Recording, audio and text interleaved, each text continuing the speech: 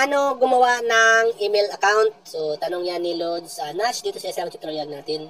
So, ganito po Lods ang gawin mo. Sa paggawa ng email account mga Lodis, marami pong paraan para makagawa po tayo ng email account. So, ang gagamitin ko po dito Lods ay itong Gmail application. Yan, i-click po natin yan. And then mga Lods, ganito po ang lalabas niyan. So, kung hindi po ganito mga Lods, so kung meron na pong nakalagin dyan na iba, hindi na po ganito ang lalabas niyan.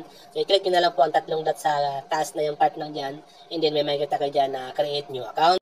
So, dito, dahil bago pa lang po itong application na to, i-click natin itong got it. So ngayon, kung mayroon na pong nakalagin dyan sa inyong mga device, lalabas po yan dyan mga Lodis, katulad nito. Yan. Siyempre, dahil mag-create po tayo ng panibagong email, i-click po natin itong add another email address. Click natin yan. And then, pagdating po dito mga Lodis, mamimili po tayo kung anong email address po ang gagawin natin. Pwede po tayong para sa Gmail, yun po ang Gmail account. Email address po din po ang tawag doon, pero yun ay Google Mail. Pwede rin po dito sa Hotmail, Live, Outlook, Yahoo Mail, Exchange, mga Office, at iba pa po mga Lods. So, dito Lods, mas magandang gamitin natin itong Gmail. Yan, Google. Click natin yan. And then, mapupunta tayo dito sa Google. Dahil mag-create pa lang tayo, dito tayo sa Create Account button. I-click natin.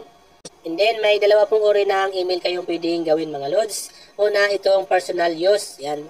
Pangalawa po itong for work or my business. Kung gagamitin nyo po yung account na yan para po sa business or trabaho, ito po ang pipiliin nyo Lods. Ngayon, kung mga pang-personal lang gagamitin nyo sa Facebook, paggawa ng Facebook or iba pong mga email, dito po kayo sa my personal use. So, ang gagamitin ko po dito Lods ay for my personal use. Click natin yan. Tapos, maglalagay na po tayo dito ng ating first name at last name. So, pagkas po nalagay nyo na yung inyong pangalan na gusto nyo ilagay dyan, i-click nyo na po itong next button. And then, mapupunta tayo dito sa basic information. Ilalagay po natin dito yung ating birthday and then gender, yung kasarian po natin. Pag nalagay nyo na po yung birthday nyo and then gender nyo, i-click nyo po itong next button. And then, mapupunta tayo dito, Load. So, dito, may dalawang email address na naisasuggest sa iyo si Google na pwede mo pong gamitin. Kung ayaw nyo naman po ng ganyang Gmail na sinasuggest niya, pwede po kayo mag-create ng sarili nyong Gmail or email. I-click nyo lang po yan. Ilalagay nyo lang po dito yung email address or Gmail address na gusto nyo pong gamitin. Pag okay na po, i-click nyo na po itong next. And then, mapupunta tayo dito, Load, sa pag-create ng strong password. Ngayon, pag nalagay na po natin, Loads, i-click na po natin itong next button. And then, mapupunta tayo dito, Loads, click na po itong next button. And then, privacy in term, i-click nyo po, ay scroll up nyo po. I-click nyo po itong I agree.